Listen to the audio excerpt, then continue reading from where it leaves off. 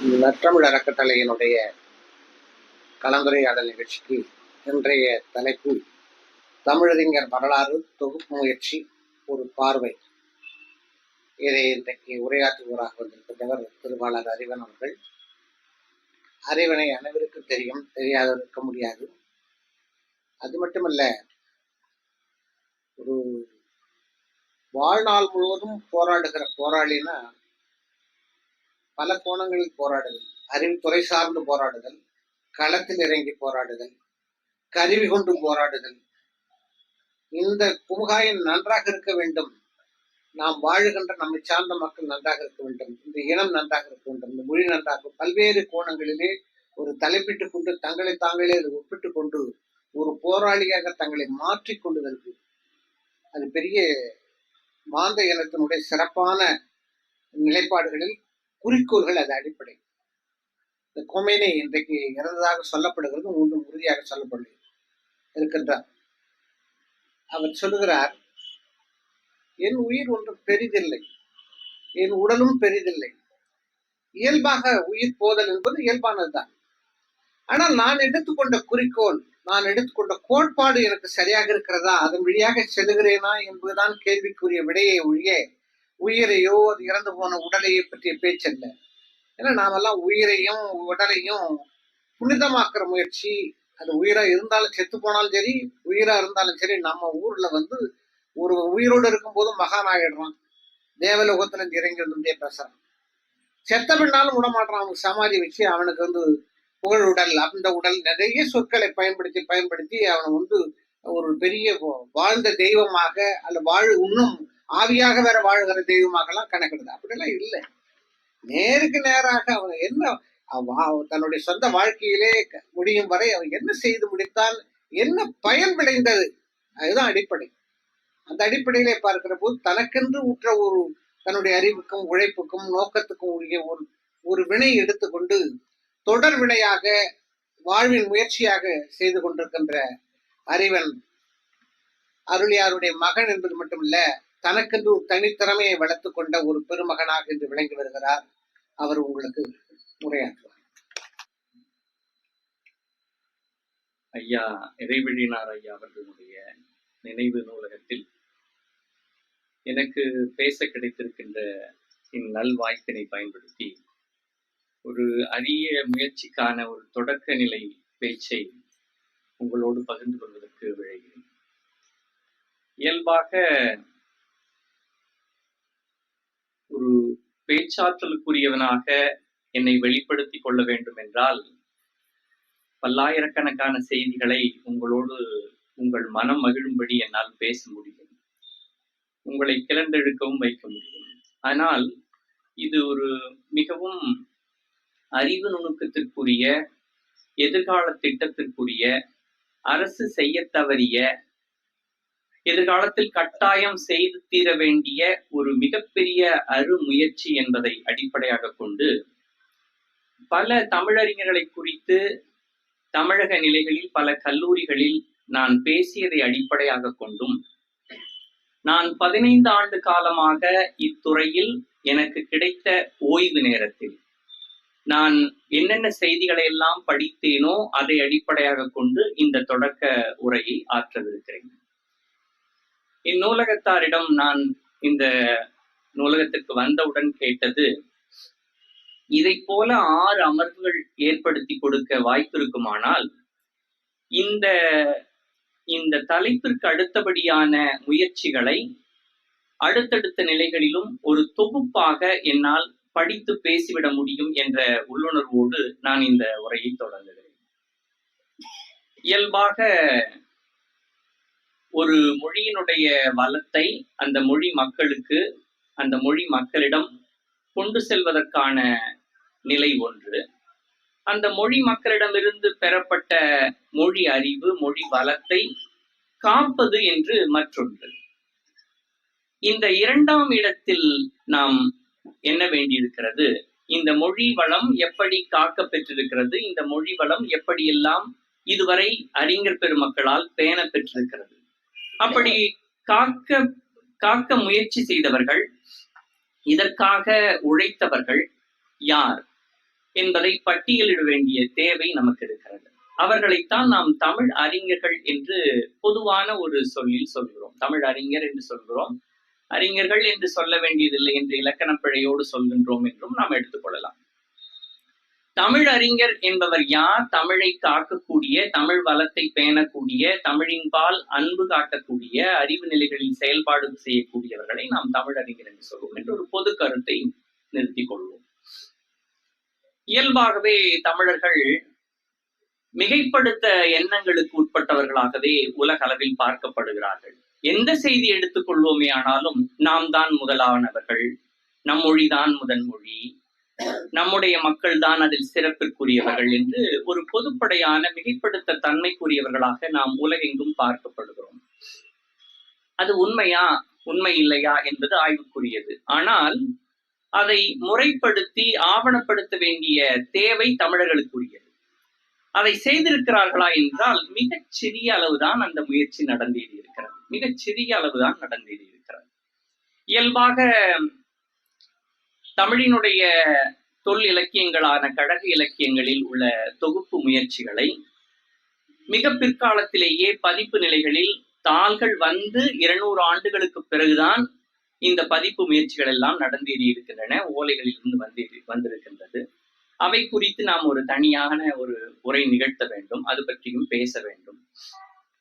இயல்பாக நான் இப்படி ஒரு பாடலில் இருந்து தொடங்குகிறேன். அடுத்தல் முடக்கல் நிமித்தல் நிலையே படுத்தலோடு ஆடல் பகரின் அடுத்து உயிர் 6 தொழில் என்று அறைந்தார் உயர்ந்தவர் வேறு தொழிலாய் விரித்து.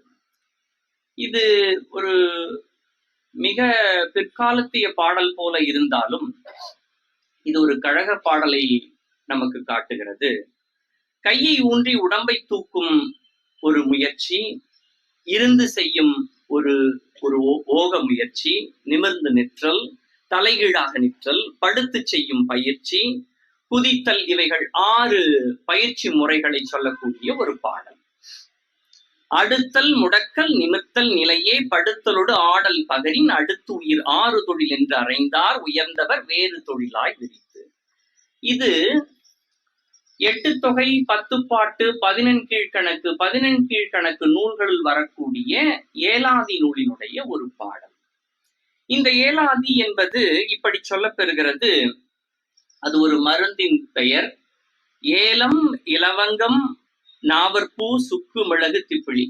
நான் மாஹே மையாழி என்ற புதுச்சேரியினுடைய ஒரு சிறு மாநிலத்தினுடைய ஒரு சிறு பகுதியாக, சேரளத்தினுடைய ஒரு சிறு பகுதியாக இருக்கக்கூடிய இது ஒரு ஊருக்கு அங்கு உள்ள கல்லறை தோட்டங்களை, கிறித்துவ கல்லறை தோட்டங்களை படப்படி எடுப்பதற்காக, படம் எடுப்பதற்காக விடிய காலை ஒரு 5 மணிக்கெல்லாம் அந்த கல்லறை தோட்டத்திற்குள் குதித்து அங்கு கொஞ்சம் ஒளி வந்த பிறகு படம் எடுக்க தொடங்குவேன்.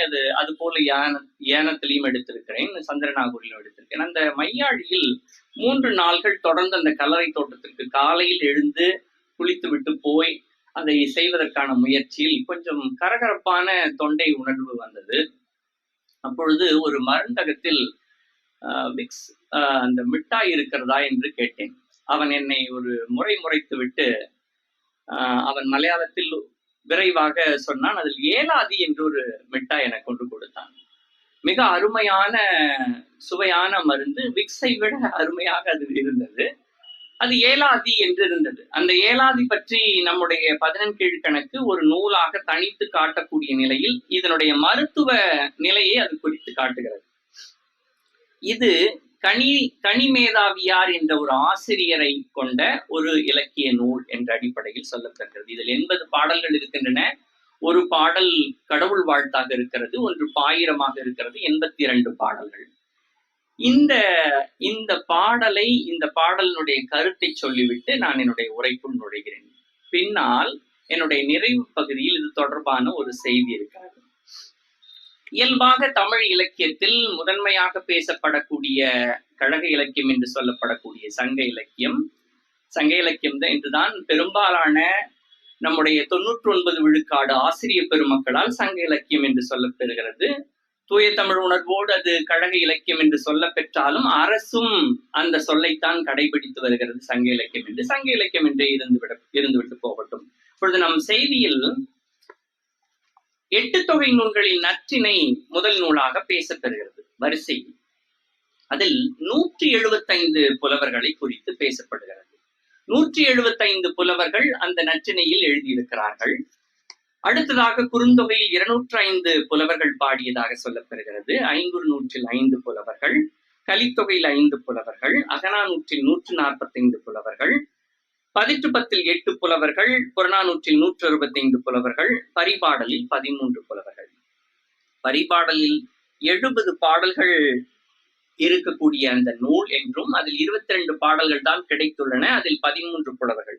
மொத்தம் 821 புலவர்கள் 8 தொகை நூலுக்காக உழைத்திருக்கிறார்கள் என்ற செய்தி நமக்கு கிடைக்கிறது. 8 தொகையில் 821 புலவர்கள். 10 பாட்டில் இதை போல் 317 அடிகள் கொண்ட நக்கீரர் தொடங்கி 9 புலவர்கள் அந்த 10 பாட்டில் இருக்கிறார்கள். அதை போலவே 11 கீழ்கணக்கு நூல்களில் இருக்கக்கூடிய மொத்த பெயரில் 16 பேரில் கனிமேதாவியார் 2 செய்திகளை 2 நூல்களை எழுதியிருக்கிறார். ஒன்று ஏலாதி, மற்றொன்று திணைமாலை 150. 16 பேரில் 2 பாடல்களை 2 இலக்கியங்களை கனிமேதாவியார் எழுதியிருக்கிறார். ஏறத்தாழ 846 புலவர் பெருமக்கள் இந்த கழக இலக்கியங்களில் காட்டப்படுகிறார்கள். இப்பொழுது நாம் செய்திக்கு வருவோம். கழக இலக்கியம் என்பது அதனுடைய காலத்தை பற்றி பேச வேண்டியதெல்லாம் தனி ஆய்வுக்குட்பட்டது. இந்த 846 பேர் தாண்டி தமிழுக்காக, தமிழ் மொழிக்காக, தமிழினுடைய வளர்ச்சிக்காக, காப்புக்காக உழைத்தவர்கள் எத்தனை பேர், அதை யார் பட்டியலிட்டிருக்கிறார்கள் என்று பார்ப்போமேயானால், முதலாக இந்த தொகுப்பு முயற்சி பற்றி இறையனாருடைய அகப்பொருள் காட்டுகிறது என்று சொல்லப்பெறுகிறது. இறையனார் ஒரு மிகப்பெரிய பட்டியலை நமக்கு கண்முன் காட்டிவிட்டு செல்கிறார் என்று உரையாசிரியர்கள் பலர் எழுதுகிறார்கள்.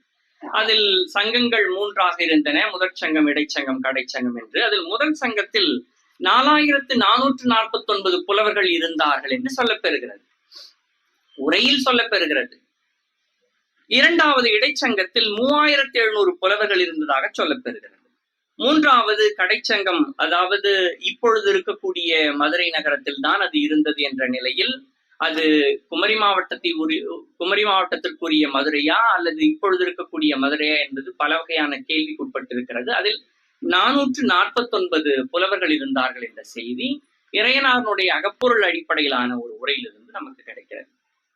இதை தாண்டி தமிழ் அறிஞர்களுக்கான ஒரு வரலாற்று முயற்சி முதலில் நமக்கு நூலாக தந்தவர் என்று சொன்னால் அவர் தமிழ்நாட்டை சார்ந்தவர் அல்ல, அவர் ஒரு ஈழத்தை சார்ந்தவர். அவர் பேர் காசிம் செட்டி என்று பெயர். அவர் ஒரு அருமையான நூலை ஆங்கிலத்தில் எழுதியிருக்கிறார். தமிழ் அறிஞர்கள் தொடர்பான நூலை ஆங்கிலத்தில் எழுதியிருக்கிறார். இலங்கை தொடர்பான சில நூற்றுக்கணக்கான நூல்களை, அரிய நூல்களை, இலங்கை தொடர்பான அரிய ஆவணங்களை எல்லாம் தொகுத்து வைத்துக் கொண்டிருக்கின்ற எனக்கு என்னுடைய அருங்காட்சியகம், என்னுடைய சேகரிப்பில், என்னுடைய தொகுப்பில் ஒரு விழுக்காட்டை கூட காட்டவில்லை. அதில் இலங்கை தொடர்பான நூற்றுக்கணக்கான அரிய நூல்களை சேர்த்து வைத்துக் கொண்டிருக்கின்ற எனக்கு 15 ஆண்டுகளுக்கு முன் இந்த அறிஞர் பற்றியான ஒரு வியப்பான பார்வை ஏற்பட்டிருந்தது. இந்த காசிம் செட்டி என்பவர் தமிழ் அறிஞர்களை குறித்து மட்டும் எழுதியிருக்கிறாரா என்றால், மிகப்பெரிய பரந்துபட்ட தமிழ் ஆங்கில அறிவை கொண்ட காசிம் செட்டி இலங்கையினுடைய கெசட்டியரை உருவாக்கி இருக்கிறார். இலங்கைக்கென்று முதலில் ஒரு கெசட்டியரை உருவாக்கியவன் ஒரு தமிழன், அதுவும் ஈழத்து தமிழன். அவன் உருவாக்கியிருக்கின்ற செய்தி ஈழத்தமிழர்களுக்கு, பெரும்பான்மையானவர்களுக்கு, உலகெங்கும் வாழக்கூடிய அறிஞர் பெருமக்களுக்கு எல்லாம் கூட தெரியாத நிலை இருந்தது. எனக்கு வருத்தத்திற்குரிய செய்தியாக இருந்தது. இன்னும் தமிழில் மொழிபெயர்க்கப்படவில்லை. இந்த காசிம் செட்டி தமிழ் அறிஞர்கள் தொடர்பான கண்டெய்னிங் எ சம்மரி அக்கவுண்ட் என்ற பெயரில் த தமிழ் ப்ளூட்டாக் என்ற இந்த புத்தகத்தின் பெயர். இந்த புத்தகம் 1859 யாழ்ப்பாணத்தில் வெளிவந்திருக்கிறது, ஆங்கிலத்தில் வெளிவந்திருக்கிறது. த தமிழ் ப்ளூட்டாக். இந்த ப்ளூட்டாக் என்று என்னவென்று சொன்னால், கிரேக்க எழுத்தாளர்கள் இருக்கிறார்கள் அல்லவா, அவர்களுடைய தொகுப்புக்கு ப்ளூட்டாக் என்று பெயர்.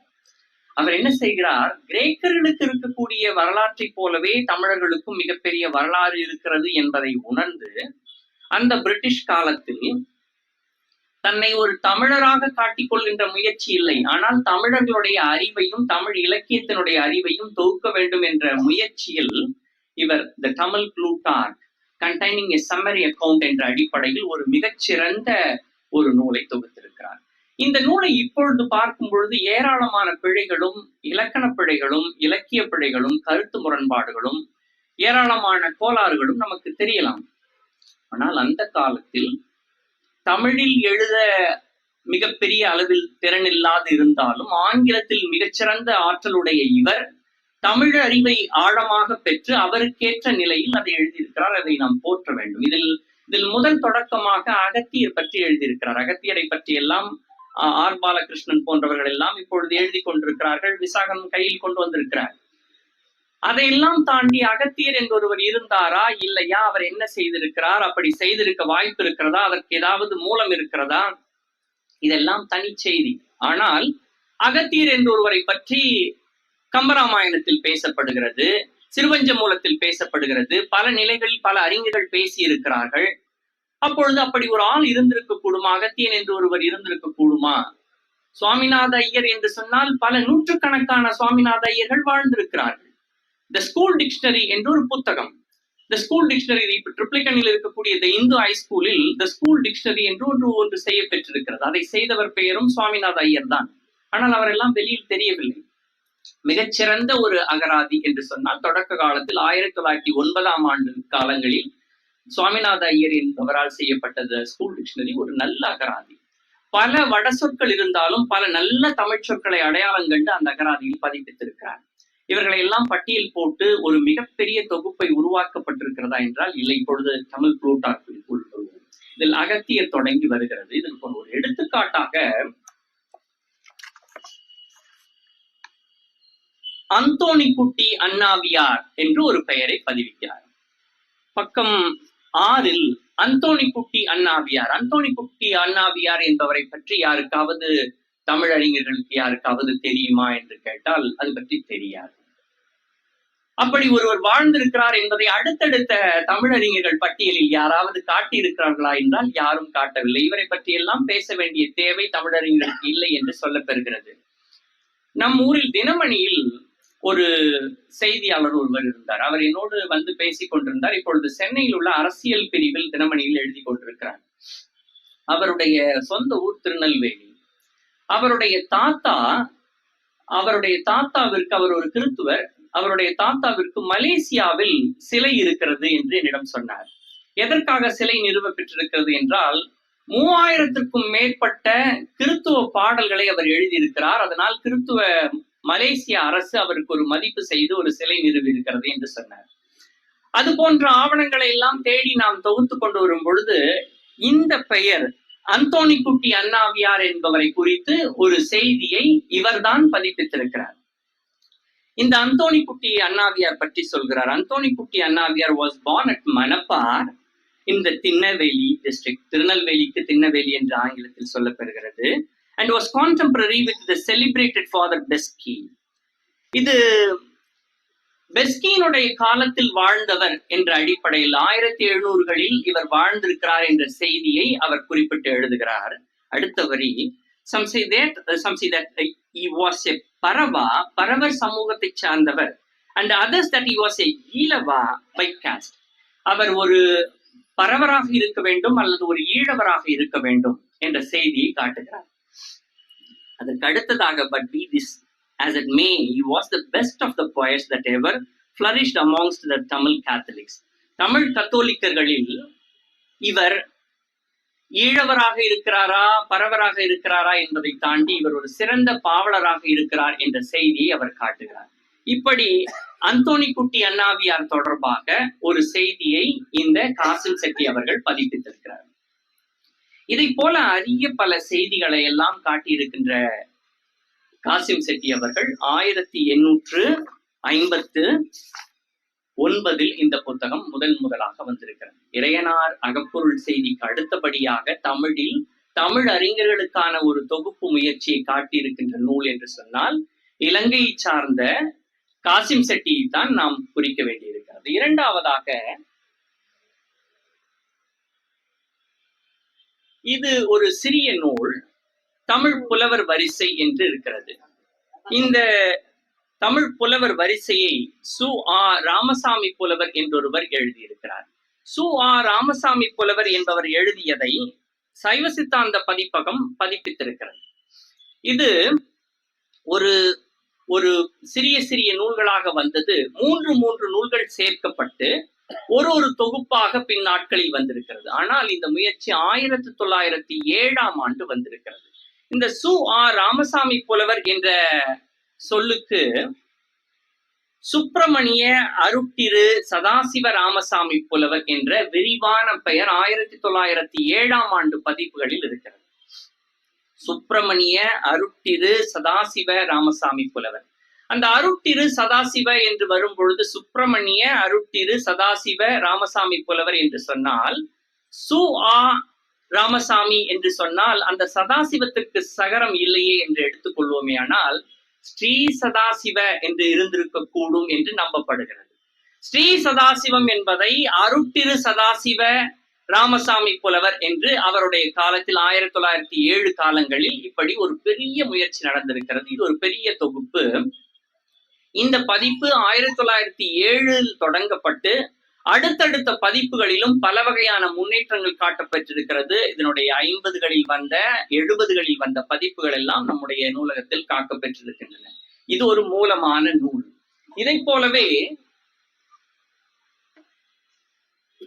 இதற்கு அடுத்தபடியாக இது இரண்டாவது, முதலில் த தமிழ் புளூட்டார்க் 1859 காசிம் செட்டி அவர்களால் இலங்கையில் யாழ்ப்பாணத்தில் வெளியிடப்பட்டது. இரண்டாவது 1907 தமிழ் புலவர் வரிசை என்ற நூல் சு ஆ ராமசாமி புலவரால் தொகுக்க பெற்றிருக்கிறது. 1907 முதல் பதிப்பு வந்திருக்கிறது. இரண்டாவது, மூன்றாவது பதிப்புகளும் நம்மிடம் இருக்கின்றன. ஏராளமான பதிப்புகள் இதில் வந்திருக்கக்கூடும். இந்த புத்தகம் தமிழ் புலவர் சரித்திரம் என்ற ஒரு நூல். இது சுன்னாகம் குமாரசாமி புலவர், யாழ்ப்பாணத்தை சார்ந்த சுன்னாகம் என்ற ஒரு பகுதியிலிருந்து மிகச்சிறந்த ஆளுமையாக, இலக்கிய ஆளுமையாக இருந்த சுன்னாகம் குமாரசாமி புலவர் அவர்கள் தொகுத்தது.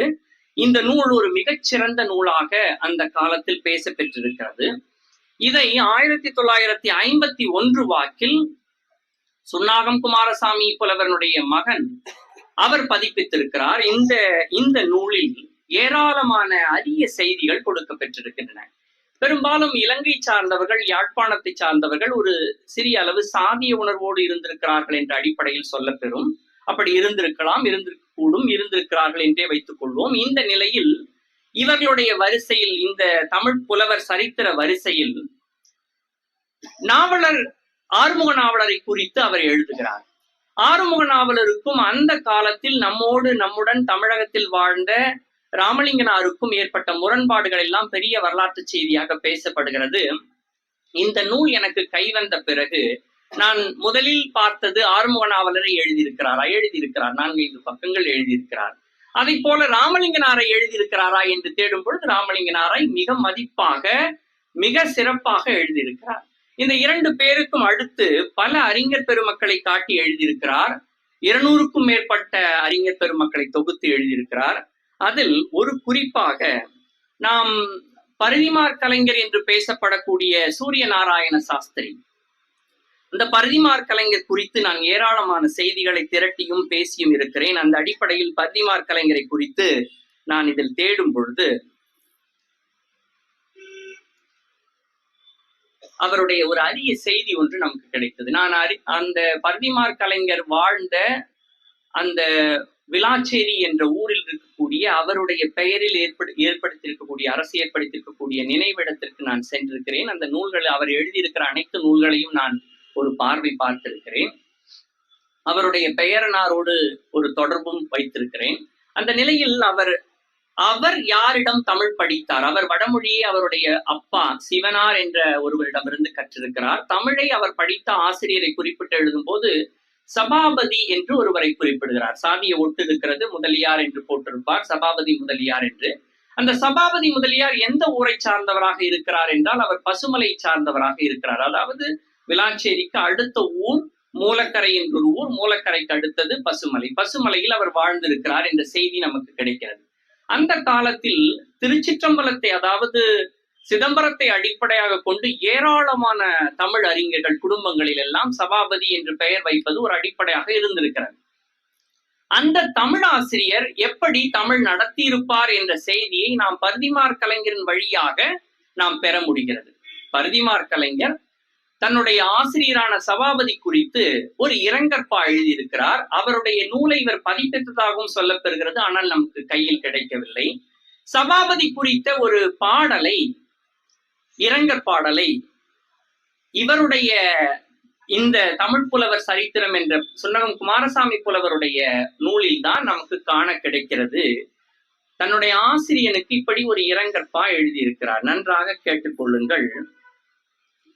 ஐயோ தமிழ் மொழியே, அப்படி என்று தொடங்குகிறது. ஐயோ தமிழ் மொழியே, ஐயோ தமிழ்நாடே, ஐயோ மதுரை அருநகரே, எம்முடைய ஐயன் சபாபதியை அண்ணோ இடந்தமையார் துய்ய மதி இழந்த துளவுடவும் பாயினாய் உடம்பாயினாரே என்று இருக்கிறது.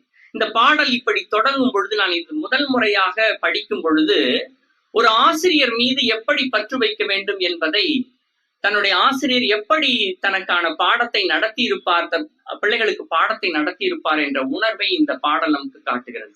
அவரை பற்றிய ஒரு சிறிய செய்தி கூட அந்த பசுமலை பகுதிகளில் நாம் தேட கிடைத்தும் ஒன்றும் கிடைக்கவில்லை. அவரை பற்றி மட்டுமல்ல, இப்பொழுது கீழே நூலகத்தில் வரும் பொழுது வீபாக சுந்தரம் பற்றி இந்த நற்றமிழில் வந்திருக்கிறது. வீபாக சுந்தரம் வாழ்ந்த பகுதியும் பசுமலை தான். அவர் ஒரு கிறித்துவர். அவர் ஏராளமான இசைத்தொண்டு செய்திருக்கிறார். அவரை பற்றிய செய்திகளை தேடி, அவர் வைத்திருந்த நூல்களை தேடி நாம் அலையும் பொழுது ஒரு சிறிய தாள் கூட நமக்கு கிடைக்கவில்லை. எப்படி நாம் தமிழறிஞர்களை இழந்து கொண்டிருக்கிறோம் என்ற செய்திக்கு இது ஒரு எடுத்துக்காட்டு. வீபாக சுந்தரம் பசுமலை சார்ந்தவர், சபாபதியும் பசுமலை சார்ந்தவர். இவர் ஒரு வீபாக சுந்தரம் ஒரு கிறித்துவர். இவர் ஒரு பெரிய தமிழ் துறவியாக வாழ்ந்திருக்கக்கூடிய நிலை இருக்கிறது. ஐயோ தமிழ் மொழியே, ஐயோ தமிழ்நாடே என்று ஒருவருக்கு இரங்கற்பா எழுதக்கூடியவர் மிகப்பெரிய ஆளுமையாக சென்னை கிறித்துவ கல்லூரியினுடைய தமிழ் பேராசிரியராக இருந்த பரிதிமாற் கலைஞர். இப்படிப்பட்ட அறிஞர் பெருமக்களை எல்லாம் நமக்கு காட்சிப்படுத்தக்கூடிய ஒரு அரிய ஆவண நூலாக இந்த தமிழ் புலவர் சரித்திரம் நமக்கு இருக்கிறது. இதை சிறிய கவிதை, அந்த 4 வரி கவிதை, அதுதான் அந்த பாடல் நான் படிச்சேன். ஐயோ தமிழ் மொழியே, ஐயோ தமிழ்நாடே, ஐயோ மதுரை அருநகரே, எம்முடைய ஐயன் சபாபதி அண்ணோ இழந்தமையார் துய்ய மதியிழந்த தூல உடம்பாயினரே என்று இருக்கிறது. 4 வரி. அது ஒரு வெண்பாவா எழுதியிருக்கிறார். ஒரு மிகச்சிறந்த பாடல். இதுல நாம சொல்ல வேண்டியது தமிழ்நாடு என்று யார் சொன்னது? யார் சொன்னால் என்ன? நாம தமிழ்நாடு என்பதை நாம் காத்து நிறுத்த வேண்டியிருக்கிறது. அதனுடைய மொழி கட்டமைப்பை காத்து நிறுத்த வேண்டியிருக்கிறது. எல்லா நிலைகளிலுமே நாம் முரண்பாடான கருத்தியலை முன்வைக்காமல் மிக நெருக்கமான அன்பான ஒரு சூழலை நாம் உருவாக்க வேண்டிய தேவை இருக்கிறது என்பது இந்த சுன்னகம் குமாரசாமி புலவரனுடைய தொகுப்பு முயற்சியில் நமக்கு தெரிகிறது. சுன்னகம் குமாரசாமி பற்றி இன்னொரு செய்தியை சொல்ல வேண்டுமானால், பதிப்புலகில் உவேசாவுக்கு இணையான ஒரு பதிப்பு திறன் வாய்ந்தவர் இவர். ஆனால் இவருக்கான வாய்ப்புகள் அந்த ஈழத்து மண்ணில் அதிகமாக கிடைக்கவில்லை. இன்னும் ஒரு செய்தி, மதுரையில் நடத்தப்பெற்ற பாண்டித்துரை தேவரால் நடத்தப்பெற்ற புலவர் தேர்வில் இவர் முதல் நிலையில் தேர்ச்சி பெற்றவர். ஈழத்திலிருந்து வந்து எழுதி தேர்ச்சி பெற்றவரில் இவர் முதன்மையானவராக பேசப்படுகிறார். இவரை பற்றிய பல செய்திகள், பாண்டித்துரை குறித்த பல அருமையான செய்திகளை எல்லாம் இவர் காட்டியிருக்கிறார். பாண்டித்துரை இவருக்கு மிகப்பெரிய ஊக்கம் அளித்திருக்கிறார். நமக்கு நம்முடைய தமிழ் வரலாற்றில் மிக அரிய ஆட்கள், சில பெயர்கள் மட்டும்தான் இந்த ஒருங்கிணைப்பு முயற்சிக்கு, இலக்கிய தொகுப்பு முயற்சிக்கு துணை நின்றிருக்கிறார்கள். அதில் மறக்க முடியாத ஒரு பெயர் பாண்டித்துரை அவர்கள். இதற்கு அடுத்தபடியாக 1953 51 அது மறுபதிப்பு செய்யப்பட்டிருக்கிறது. 53 இந்த புத்தகம், இது நாசி கந்தையாவுடையது. நாசி கந்தையாவை பற்றி நான் மலேசிய பேராசிரியர்களுக்கு, மலேசிய தமிழ் பேராசிரியர்களுக்கு வகுப்பெடுக்கக்கூடிய ஒரு வாய்ப்பை நான் பெற்றேன். 60 பேராசிரியர்களுக்கு மேல் அதில் கலந்து கொண்டார்கள். அவர்களிடம் நான் கேட்ட கேள்வி, நாசி கந்தையாவை பற்றி யாருக்கு தெரியும்? நாசி கந்தையா ஒரு தொடர்வண்டி துறையில், மலேசிய தொடர்வண்டி துறையில் பணி செய்து அதில் விருப்ப ஓய்வு எடுத்துக்கொண்டு தமிழகத்திற்கு வந்து பல மிக அரிய முயற்சிகளை, தமிழ் இந்தியா என்று பூர்ணலிங்க பிள்ளைக்கு அடுத்ததாக ஒரு மிகச்சிறந்த நூலை யாத்தளித்த பெருமை நாசி கந்தையாவுக்கு உண்டு. நாசி கந்தையா ஈழத்தை சார்ந்தவர். அவர் ஒரு புத்தகத்தை எழுதியிருக்கிறார், தமிழ் புலவர் அகராதி என்று ஒரு நூல். இது அகராதி என்ற அடிப்படையில் காட்டப்பெற வேண்டுமா என்றால் கட்டாயம் காட்டப்பெற வேண்டும். ஏனென்றால் ஒரு தொகுப்பு முயற்சியாக செய்யப்பட வேண்டிய நிலையில் ஒருவரை குறித்து விரிவாக எழுத வேண்டிய செய்தி இல்லாது போனால் அவரை ஒரு பெயராகவாவது குறிப்பிட வேண்டுமே என்ற அடிப்படை உணர்வோடு இந்த அகராதி முயற்சி அவர் தொடங்கியிருக்கிறார். 1953 இந்த நூல் வந்திருக்கிறது. 200 பக்கங்களுக்கு மேலானது. இது ஒரு அரிய முயற்சி. இந்த நாசி கந்தையாவுக்கு அடுத்ததாக இந்த புத்தகம் 1960களில், அதாவது நீங்கள் முன்பு பார்த்த தமிழ் புலவர் வரிசை சு. ஆ. ராமசாமி புலவர் எழுதிய புத்தகம். அதாவது 3 தொகுப்புகளாக 10 மடலங்களாக இந்த நூல் வந்திருக்கிறது. இதனுடைய தொகுப்பு படிகள் இப்பொழுதும் இணையத்தில் எல்லாம் பல படிகள் கிடைக்கின்றன. தமிழ் புலவர் வரிசை. இந்த நூல் ஒரு அரிய நூல். தமிழ் வளர்த்த பெருமக்கள், இது ஸ்ரீனிவாசன் என்பவர் தொகுத்திருக்கிறார். இந்த நிலையில் முதல் நிலையாக காட்டப்பெறக்கூடிய ஒரு அறிஞரை நீங்கள் பார்க்க வேண்டும். ரோமாபுரி பிராமணன் ராபர்ட் டி நோபிலி என்று குறிப்பிட்டிருக்கிறார். ரோமாபுரியில் பிறந்த ஒரு பிராமணன் ராபர்ட் டி நோபிலி என்று காட்டியிருக்கிறார். ரோபர் தே நொபிலி என்று பிரெஞ்சிலும் ரோபர்ட் டி நொபிலி என்று இத்தாலிய மொழியிலும் சொல்லப்பெறக்கூடியவர். நம்முடைய புதுச்சேரியில் இவருடைய பெயரில் ஒரு தெரு இருக்கிறது. இவருடைய பெயரில் ஒரு தெருவை கோலாஸ் என்ற ஒரு பாதிரியினுடைய பெயரில் இருக்கக்கூடிய நகரத்தில் முதல் தெருவாக ரோபர்ட் டி நொபிலி தெரு, 2வது தெருவாக வீரமாமுனிவர் தெரு என்று கிறித்துவ பாதிரிகள் அந்த காலத்தில் ஒரு நகர அமைப்பை உருவாக்கி அந்த முதல் தெருவுக்கு ரோபர்ட் டி நொபிலி தெரு என்று பெயர் வைத்திருக்கிறார்கள். இந்த ரோபர்ட் டி நொபிலி தான் தமிழ் உரைநடையினுடைய அச்சாக்கத்தில் உரைநடையினுடைய தாக்கத்தை பெரிதும் செயலாற்றி காட்டியவர். இவருடைய சிலை ஒன்று ஜெசுவிட் சபை, மதுரையினுடைய ஜெசுவிட் சபையினுடைய முதன்மை நிலையில் வைக்கப்பெற்றிருக்கிறது. நொபிலி குறித்து நாம் தனியாக பல வகையான செய்திகளையும் பேச வேண்டும். இது ஒரு அரிய முயற்சி. 100 பெயர்களை காட்டி இந்த நூல் செய்ய பெற்றிருக்கிறது.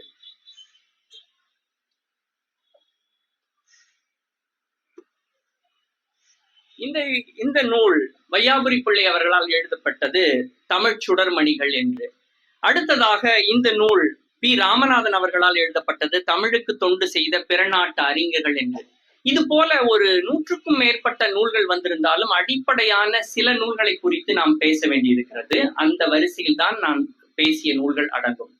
1859 முதலாக காசிம் செட்டியினுடைய நூல் பதிப்புக்கு வருகிறது. அதற்கு அடுத்தபடியாக நம்முடைய சு. ஆ. ராமசாமி புலவருடைய நூல் 1907 பதிப்புக்கு வருகிறது. 53 அந்த நிலையில் நாசி கந்தையாவினுடைய புத்தகம் வந்திருக்கிறது. இது போல வரிசையில் இந்த நூல் எதற்காக பேசப்பட வேண்டும் என்றால், தமிழுக்கு தொண்டு செய்த பிறநாட்டு அறிஞர்கள். நூலகத்தினுடைய இறைவடினார் ஐயாவுடைய நூலகத்தில் வின்ஸ்லோவுடைய அகராதி இருக்கிறது. நான் வந்ததும் அந்த அகராதியினுடைய பகுதியில் முகப்பு பக்கங்களில் அதனுடைய ப்ரிஃபேஸை, அதனுடைய முகவுரைகளை எல்லாம் ஒரு படம் எடுத்துக்கொண்டேன். வின்ஸ்லோ ஒரு குறிப்பிட்டு பேசப்படக்கூடிய ஒரு அறிஞன். வின்ஸ்லோனுடைய முயற்சி எல்லாம் இப்பொழுது இருக்கக்கூடிய பெரிய அறிஞர்களுக்கெல்லாம் ஏராளமான வாய்ப்புகள் இருக்கிறது. விளக்கு இருக்கிறது, மின்சாரம் இருக்கிறது, விசிறி இருக்கிறது, குளிரூட்டி இருக்கிறது, எழுதுவதற்கான மேசை இருக்கிறது, எல்லாம் இருக்கிறது. வின்ஸ்லோ போன்ற இந்த அகராதி உழைப்பாளர்கள் எல்லாம் நாம் எண்ணி பார்ப்போமே ஆனால் மிகப்பெரிய கொடுமையை அவர்கள் கண்டிருக்கிறார்கள். வின்ஸ்லோ அமெரிக்காவிலிருந்து வந்தவன். 20,000 சொற்களுக்கு மேலாக அந்த அகராதியில் தொகுத்திருக்கிறான். அவன் அந்த அகராதி பணியை முடித்து சபையிடம் ஒப்படைத்து, அவையிடம் ஒப்படைத்து, கிறித்துவ அவையிடம் ஒப்படைத்து அவன் நூலாக்க முயற்சி செய்துவிட்டு அவன் சொந்த ஊருக்கு போக விரைகிறான். வழியில் கப்பலில் அவன் ஆப்பிரிக்காவுக்கு செல்லுகின்ற பாதையில் இறந்து போகிறான். சவுத் ஆப்பிரிக்காவில் கேப்டவுனில் அவனுடைய உடலை தூக்கி போட்டுவிட்டு கப்பல் மறுபடியும் அமெரிக்காவுக்கு போய்விட்டது. அவனுடைய உடல் கேப்டவுனில் இருக்கிறது. அப்படிப்பட்ட 100கணக்கான அறிஞர்களை பற்றி எல்லாம் நாம் தொகுக்க வேண்டியிருக்கிறது. கீழே கூட மாமா அவர்கள் குறிப்பிட்டார் அபே துய்புவா ஒரு பிரெஞ்சு பாதிரியார் இந்த ஊரில் வந்திருக்கிறான். மிகச்சிறந்த அவனுடைய பெயரில் எல்லாம் நாம் ஒரு கேலரியை உருவாக்கினோம். அப்பொழுது அவனுடைய செயல்பாடுகள் எல்லாம் குறித்து எண்ணி பார்ப்போமே ஆனால் மிக எதிரான ஒரு அரசுக்கே எதிரான நிலையில் போகக்கூடிய ஒரு சூழலை எண்ணி அந்த பெயர்களை எல்லாம் தவிர்த்து விட்டோம். அபே துய்புவா அவன் எழுதிய கடிதங்களை அடிப்படையாக கொண்டு, அவன் பிரான்சுக்கு எழுதிய கடிதங்களை அடிப்படையாக கொண்டு பல நூல்கள் வந்திருக்கின்றன. அதில் கஸ்டம்ஸ் பற்றியான ஒரு சிறந்த நூல், இந்து கஸ்டம்ஸ் தொடர்பான ஒரு சிறந்த நூல் உருவாக்க பெற்றிருக்கிறது. அதை உருவாக்கியவன் ரொம்ப பிந்திய காலத்தில் உள்ளவன். அந்த நூல் மொழிபெயர்க்கப்படவும் செய்யப்பட்டிருக்கிறது. தஞ்சை தமிழ் பல்கலைக்கழகத்திலேயே ஒருவர் மொழிபெயர்த்திருக்கிறார். அந்த நூல் பதிப்புக்கு வந்திருக்கிறது. அதிலெல்லாம் பல செய்திகள் தமிழகத்தை பற்றியும் தமிழ் மொழி தொடர்பான பல செய்திகளும் மக்களை பற்றியான நிலத்தை பற்றியான செய்திகள் எல்லாம் நமக்கு கிடைக்கின்றன. நம்முடைய தமிழறிஞர்கள், கழககால தமிழறிஞர்கள் தொடங்கி 8 தொகை 10 பாட்டு 11 கீழ் கணக்கு எழுதிய தமிழறிஞர்கள் தொடங்கி தமிழுக்கு உரையாசிரியர்கள் அடுத்ததாக வந்து அதற்கடுத்து பல நூற்றுக்கணக்கான இலக்கியங்கள், ஆயிரக்கணக்கான இலக்கியங்கள் படைத்தவர்கள் எல்லாம் பட்டியலிட்டு அதற்கு பிறகு இப்பொழுது 200-300 ஆண்டுகளாய் எழுதியவர்களையே நாம் தொகுக்க முடியாத நிலையில்தான், நாம் மிகப்பெரிய ஒரு கேடான சூழ்நிலையில் தான் 1500 பேரை தொகுத்திருக்கிறது என்று அந்த செய்தி சொல்லுகிறது. அதாவது தமிழ் புலவர் வரிசையில். அதற்கு மேல் அடுத்த கட்ட முயற்சிகள் எல்லாம் செய்யப்பெறவில்லை. ஏராளமான தமிழறிஞர்கள் பற்றியான எந்த அறிவுமே இல்லாமல் தமிழுலகம் இயல்பாக நடந்து கொண்டிருக்கிறது. பாவலரேறு பாலசுந்தரம் என்று தஞ்சையில் ஒருவர் இருந்தார். ஒரு மிகச்சிறந்த அறிஞர் பெருமகனார், தமிழறிஞர்களால் எல்லாம் கொண்டாடப்பட வேண்டியவர். ஆனால் அவரை எல்லாம் பற்றி யாருக்குமே தமிழாசிரியர்களுக்கே தெரியாத நிலை இருக்கிறது. ஊருக்கு அப்படி 10,000 20,000 பேர் வாழ்ந்து விட்டு சென்றதனால்தான் நம்முடைய மொழியினுடைய கட்டமைப்பு அப்படி இருக்கிறது. ஆனால் இவரால் தான் என்று எவரையும் நாம் சொல்ல முடியாத ஒரு சூழலில் தான் நாம் தமிழை பேண வேண்டும். எந்த ஒரு தனிப்பட்ட அடையாளங்களையும் காட்டிக்கொள்ளாமல் மிகப்பெரிய அறிவு வளத்துக்கான சொந்தக்காரர்களாக நாம் நம்மை எண்ணிக்கொண்டு நம்முடைய அனைத்து நிலைகளையும் ஆற தழுவி உருவாக்க வேண்டும். அதில் அகத்தியம் என்று ஒரு செய்தியை முரண்பாடாக நாம பேசுவோமே, ஆனால் அதுவே நீண்ட நேரத்தை நமக்கு எடுத்துக்கொள்ளும். ஒவ்வொரு செய்தியையும் நாம் ஆழமாக அப்படி இருக்கிறதா, இருந்ததை நாம் எப்படி வெளிப்படுத்த வேண்டும் என்ற சரியான முயற்சியை, ஒரு திறமான முயற்சியை நாம் செய்து காட்டுவோமே, ஆனால் இதனுடைய தொகுப்பு ஒரு 15-20 மடலங்கள், ஆயிரக்கணக்கான பக்கங்களை தாண்டி போகும். அதற்கான ஒரு சிறிய முயற்சி நாம் தொடங்கியிருக்கோம். 20-25 ஆண்டுகள் ஆகும் அது முடிவதற்கு. ஆனால் அது பற்றியெல்லாம் ஒரு திட்டமிட்டை தொடங்குவது என்பதுதான் முதன்மையானது. அது யாரால் வேண்டுமானாலும் முடிவு செய்ய பெறலாம். அதில் பல வகையான அறிவு கூர்மையோடு இன்னும் அதை வலுப்படுத்தி கொண்டிருக்கின்ற செய்திகளில் தான் இந்த காசிம் செட்டியில் தொடங்கி 1859 காசிம் செட்டி அப்படி அவர் ஒருவரை காட்டவில்லை என்றால் அப்படி நமக்கு தெரியாது. அவர் ஈழவரா பரவரா என்று தெரியவில்லை. அவர் ஆனால் ஒரு தமிழ் கவிஞர், ஒரு தமிழ் பாவலர் என்ற ஒரு செய்தியை அவர் காட்டியிருக்கிறார். அது போன்ற ஆயிரக்கணக்கான பேர் நமக்கு தெரியாமல் போகாமல் இருக்க அனைவரையும் திரட்டக்கூடிய ஒரு முயற்சியாகத்தான் நம்ம இந்த தொகுப்பு முயற்சி பற்றியான ஒரு பார்வையை நாம் காட்டுகிறோம். இது பற்றியான கேள்விகள் இருந்தால் நாம் அது பற்றி இன்னும் நமக்கு ஒரு ஆர்வத்தை தூண்டக்கூடிய ஒரு நிலை ஏற்படும். உங்களால் இயன்றதை கேளுங்கள், எனக்கு தெரிந்ததை நான் சொல்கிறேன்.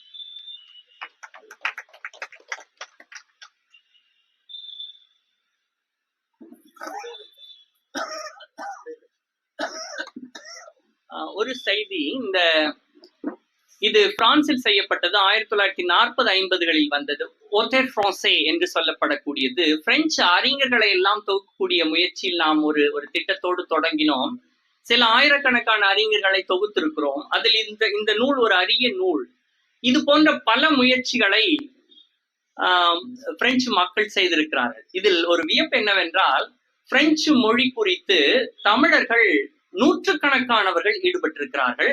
அவர்களையும் தமிழறிஞர்கள் பட்டியலில் கொண்டு வருவோமே, ஆனால் நம்முடைய இந்த 15 வரிசையில் நமக்கு ஒரு 2-3 நூல்களை உருவாக்க வேண்டிய தேவை இருக்கிறது. ஒரு தம்பி குடும்பம் என்று ஒரு குடும்பம் பிரான்சில் இருக்கிறது, பாரிஸில் இருக்கிறது.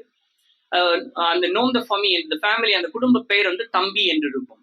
அந்த தம்பி என்ற ஒருவருடைய குடும்பத்தில் ஒரு 100 ஆண்டுகளுக்கு முன்பு ஒரு தமிழ் அறிஞர் இந்த ஊரில் வாழ்ந்திருக்கிறார்.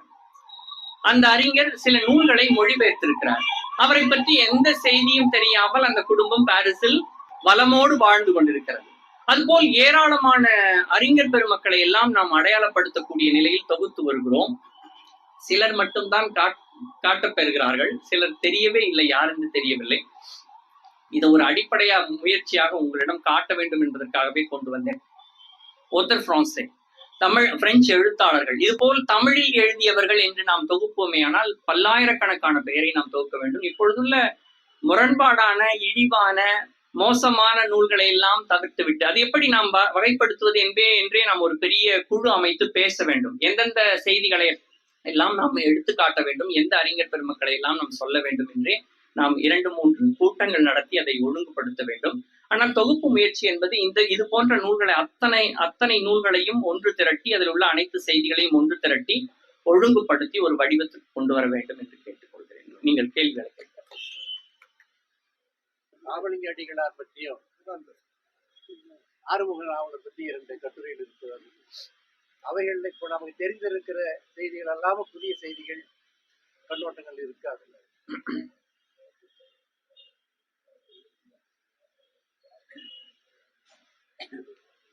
பெரும்பாலும் ஆறுமுக நாவலரை குறித்து அவருடைய சைவ கருத்தியல் என்பது ஒரு சாரரிடம் நேர்மறையாகவும் ஒரு சாரரிடம் எதிர்மறையான கருத்தியலையும் கொண்டது. அதை போல வள்ளலாருடைய கருத்தியலில் அது சைவத்திற்கு எதிரான கருத்தியலை கொண்டது என்ற ஒரு நிலை இருக்கிறது. அது நம்மிடமே இருக்கிறது, நம்முடைய மக்களிடத்திலேயே இருக்கிறது. ஒரு அறிஞர் அவரை ஆவணப்படுத்த வேண்டிய நிலையில் அவர் இந்த கருத்தியலை அடிப்படையாக கொண்டு எழுதுவாரேயானால் அவரை பற்றியான முரண்பாடான செய்திகளும் உடன்பாடான செய்திகளும் இரண்டும் வரக்கூடிய நிலையில் அவர் எந்த வகையிலும் உடன்பாடும் இல்லாமல் அழகாக ஒரு நிலைப்பாட்டை கொண்டிருக்கிறார். ஆறுமுக நாவலரை இலங்கை தமிழர்களே அவருடைய சாதியம் என்று சொல்லக்கூடிய சாதி சமூக மக்களை எதிர்க்கக்கூடிய நிலையில் இப்பொழுது முற்போக்கான ஒரு பார்வையும் ஈழத்திலிருந்து புலம்பெயர்ந்து வாழக்கூடிய மக்களிடம் இருக்கிறது. அதை நேரடியாகவே நான் பார்த்திருக்கிறேன். ஆறுமுக நாவலரை தவிர்த்து விட்டு நூல்கள் செய்யக்கூடிய ஒரு நிலை இலங்கை தமிழ் பாடநூல் நிறுவனத்திலும் இருக்கிறது. ஈழத்திலிருந்து புலம்பெயர்ந்து வாழக்கூடிய தமிழர்களிடத்தும் இருக்கிறது. அதற்கு என்ன காரணம்? அவருடைய முரண்பாடான செய்திகள். வள்ளலாரிடத்து நாம் பார்க்கக்கூடிய நமக்கு நேர்மறையான செய்திகள் சில சைவ சித்தாந்த போக்குடையவர்களுக்கு எதிர்மறையான செய்திகளாக தெரிகின்றன. அதையெல்லாம் நாம் பேசுவோமேனால் ஆனால் அது ஒரு தனித்த ஒரு உரையாடலாக போகும். தெரியாத செய்திகள் என்று இவர் காட்டியிருக்கின்ற செய்திகளில் ஏதாவது 1-2 புதிய செய்திகளாக கூட இருக்கலாம். எப்படி நமக்கு கிடைக்கக்கூடிய சபாபதி பற்றி அவர் சூரியநாராயண சாஸ்திரி பரிதிமார் கலைஞர் எழுதிய பாடல் நமக்கு கிடைத்திருக்கிறதோ அதை போல புதிய செய்திகள் 1-2 இருக்கலாம். ஆனால் நாம் அதையெல்லாம் தேடி தேடி படித்து நாம் உள்ளுணர்ந்து பேச வேண்டிய தேவை இருக்கிறது. சரவணன் பண்ணாரு ஆராய்ச்சி, இந்த பெயர் வரல, அவருக்கு எந்த தகவலும் கிடைக்கல, சில செய்தித்தாள்கள் மட்டும் தான் கிடைச்சது. அதை வச்சுட்டு தான் அந்த வழக்கை பற்றி எல்லாம் பண்ணன்னு சொல்லிட்டு ஒரு வள்ளலாரை பற்றி நூல் எழுதியிருக்காரு. தகவல்களே கிடைக்கவில்லைன்னு சொல்லிட்டு இது கட்டுரைக்கு ஒண்ணு இருக்குன்னா பெரிய ஆச்சரியமான விஷயம் அது. அப்போ அதுல புதிய செய்திகள் உண்மையான செய்திகள் இருக்கிறதுக்கு வாய்ப்பு இருக்கு. இந்த அருட்பா மருட்பா குறித்து ஒரு பெரிய நூல் ஒன்று வந்திருக்கிறது, இப்ப அண்மையில வந்திருக்கிறது. அதில் ஏராளமான செய்திகளை தொகுத்து வெளியிட்டு இருக்கிறாங்க. வேற ஏதாவது கேள்விகள் கேட்கலாம்?